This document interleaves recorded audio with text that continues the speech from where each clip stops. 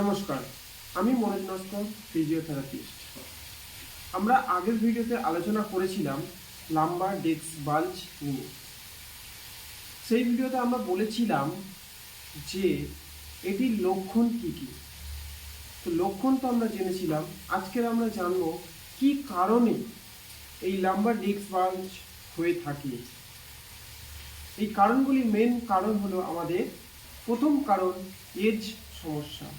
যদি আপনাদের এজ বেড়ে যায়, তো এজ বাড়ার সাথে সাথে আপনাদের কি হয়, মাসেলের ক্ষমতা কমে যায়, মাসেল আর লিগামেন্ট যে আছে সেগুলোর ক্ষমতা কমে যায়, যার কারণে এটি হতে পারে।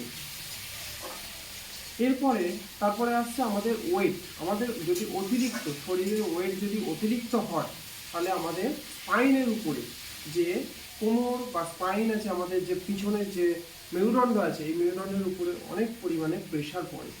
এই প্রেশারের ফলেও এই ডিস্ক বাল্জ হতে পারে।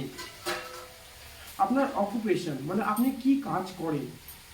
আপনি অনেক ভারী জিনিস তোলেন, কোনো জিনিসকে টানেন, পুশ করেন, ঠেলেন, তো এই সব কাজ করার সময় আপনার এটি হতে পারে।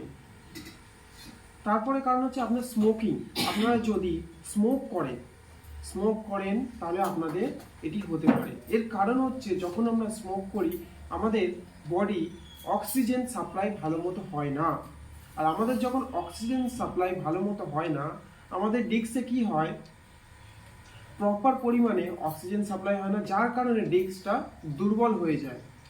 যে ভিতরে আমাদের মেরুদণ্ডের ভিতরে যে ডিস্কটা আছে তার মধ্যে দুর্বল হয়ে যায়, তার ফলেও হতে পারে।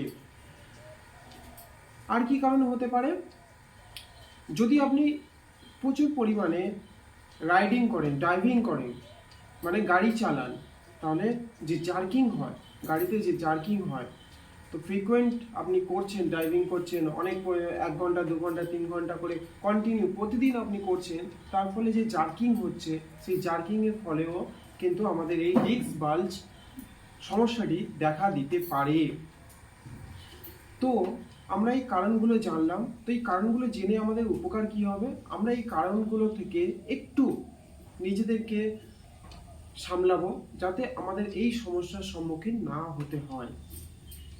আপনাদের যদি এই কথাগুলো আপনাদের যদি ভালো লেগে থাকে, তাহলে আপনারা আমাকে সাপোর্ট করুন, লাইক করুন, শেয়ার করুন, কমেন্ট করুন। আমার এই নাম্বারটি আমার নিচে দেওয়া আছে, আপনারা আমার সাথে ফোন করে কথা বলতে পারেন। যদি আপনাদের এই লাম্বার ডিস্ক বাল্জ সমস্যায় ভুগছেন, তাহলে আমার সাথে তাড়াতাড়ি যোগাযোগ করুন, বা কোনো ডাক্তার বা কোনো ফিজিওথেরাপিস্ট বা আপনার নিয়ার বাই যে কেউ আছে তার সাথে গিয়ে যোগাযোগ করুন। নমস্কার।